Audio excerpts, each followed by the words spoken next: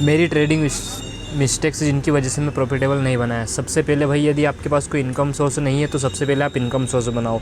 मेरी पहली गलती यही रही कि मैंने अपनी पढ़ाई से ड्रॉप आउट ले लिया। मेरे पास कोई इनकम सोर्स नहीं है। जो पीछे देख रहे हो दुकान है मेरे पिताजी की, मैं तो सिर्फ बैठता हूँ।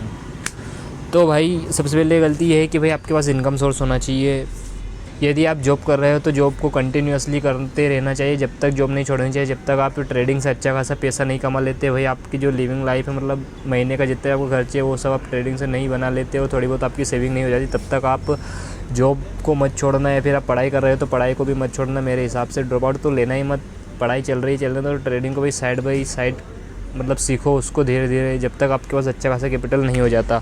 और दूसरी मेरी गलती ये रही कि भाई सब लोग कहते हैं कि भाई एक स्ट्रेटजी पे फोकस करो, पर ऐसा आपके लिए कौन सी स्ट्रेटजी बेस्ट है ये सिर्फ आपको पता है। इसलिए जैसे कि मैंने देखे बहुत सारे लोग होते हैं जिनको इंस्टेंट प्रॉफिट एंड लॉस चाहिए, उनका माइंडसेट बिल्कुल स्कैल्पिंग वाला माइंडसेट होता है। उनके लिए मतलब स्कैल्पिंग वाली स्ट्रेटजी ज़्यादा वर्क करती है कि भाई तुरंत या तो लॉस हो या प्रॉफिट हो। पर बहुत सारे लोग ऐसे भी होते हैं जिनको चाहिए कि भाई मैं आज पोजीशन लूँ और 1-2 दिन होल्ड करूँ, जिसके बाद मुझे प्रॉफिट या लॉस दिखे।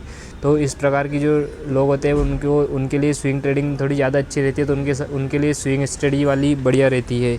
तो भाई स्ट्रेटजी एक मतलब स्ट्रेटजी आपके खुद के ऊपर है, आपको कौन सी स्ट्रेटजी वर्क करती है, मतलब आपके लिए कौन सी स्ट्रेटजी है, इसलिए आप अपने हिसाब से स्ट्रेटजी बनाएं।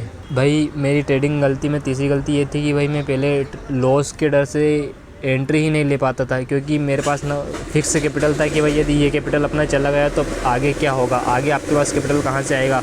तो उसके डर के कारण मैं एंट्री नहीं ले पाता था। तो अब धीरे धीरे वो लॉस का डर तो मेरा ख़त्म हुआ। अब मेरे पास में एक नया डर यानी कि एक clear back of the mind है कि चलता है कि चलो भाई ये एंट्री छोड़ते थे, नेक्स्ट एंट्री लेंगे, इसमें आप थोड़ा वेट कर सकते हो। मतलब ऐसा दिमाग में चलता रहता है कि भाई मतलब तुम समझ सकते हो, मेरे बैक ऑफ माइंड में ये चलता है कि ये सेटअप छोड़ दे, अगला सेटअप लेना, क्योंकि भाई मैं मिस्टेक करना नहीं चाहता। यदि मैं जितनी ज़्यादा गलती करूँगा उतनी जल्दी सीखूँगा और उतनी जल्दी प्रॉफिटेबल बन पाऊँगा।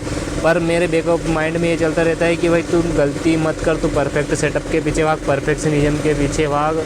पर परफेक्शनिज्म जैसी कोई चीज़ नहीं होती। जब तक आप गलती नहीं करोगे तब तक आप अच्छी चीज़ें नहीं सीख पाओगे। इसलिए भाई डू मिस्टेक्स करो, मतलब गलती करो, तभी आप आगे बढ़ सकते हो।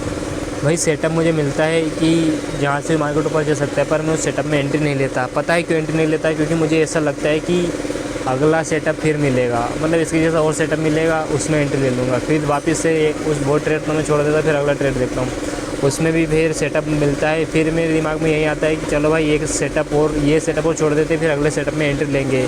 इस तरह कर करके मैंने बहुत सारे ट्रेड छोड़ दिए। मैं ट्रेड नहीं लेता, मैं परफेक्शनिज्म के पीछे भागता हूँ, मैं गलती करने से डरता हूँ।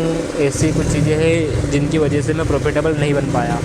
तो भाई मैं धीरे धीरे ट्रैक पर आ रहा हूँ। मैं थोड़ी गलती करना चाहता हूँ कि भाई जब तक मैं गलती नहीं करूँगा तब तक मैं प्रॉफिटेबल नहीं बनूँगा, इसलिए मैं गलती करना चाहता हूँ और प्रॉफिटेबल बनना चाहता हूँ। तो भाई यही था कुछ, मतलब आपको क्या कहूँ यार अब।